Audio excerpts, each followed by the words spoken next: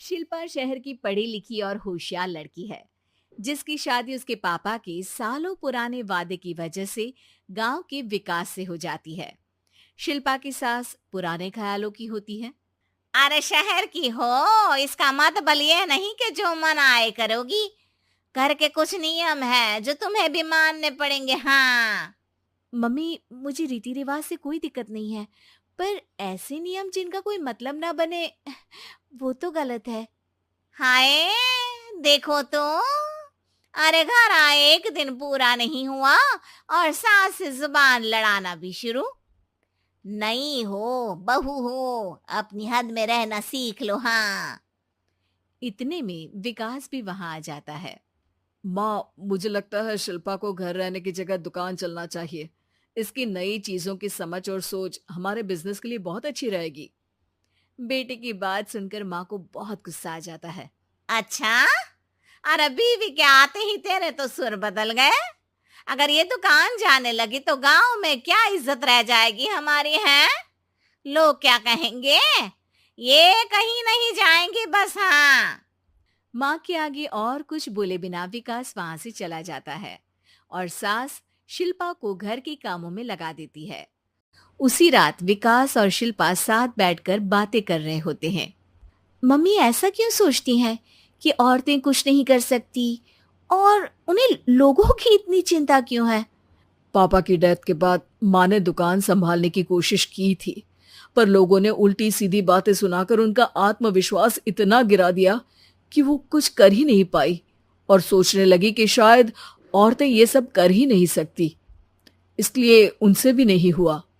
लोगों की यही तो दिक्कत है, उन्हें अपने से ज्यादा दूसरे की जिंदगी में स्वाद आता है। वैसे लोग जिनसे डरते हैं ना, उन्हें ही तोड़ने की कोशिश करते हैं। आप फिक्र मत करो, मम्मी की सोच बदलने का तरीका है मेरे पास।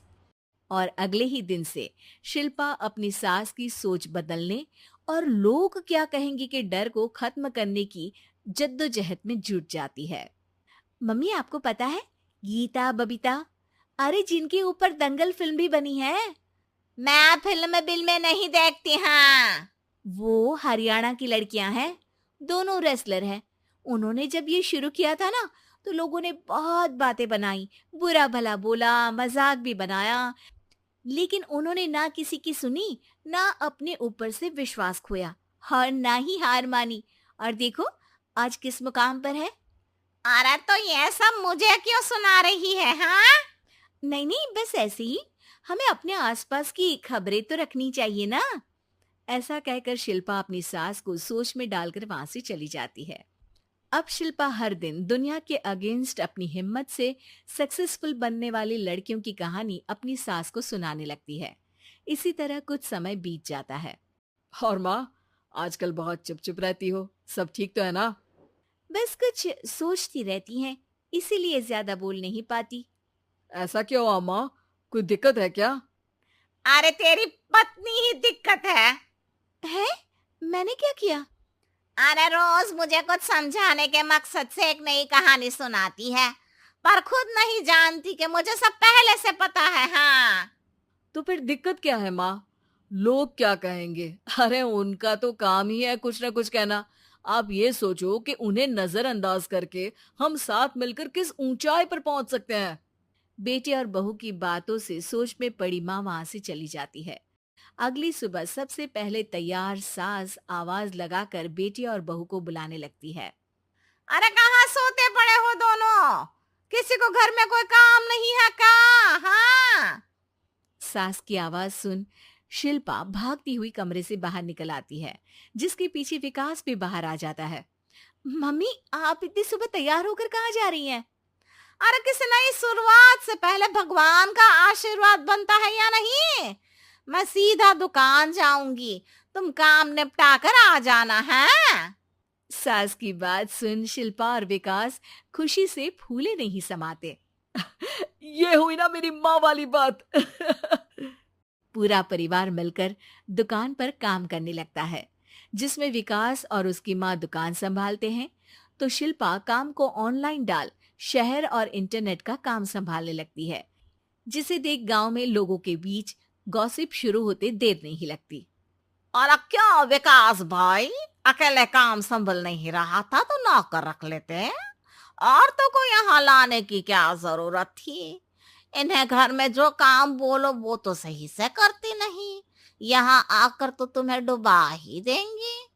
अरे भाई साहब, अगर आपके घर की औरतें सही से काम नहीं करती ना, तो हमें उससे कोई लेना देना नहीं।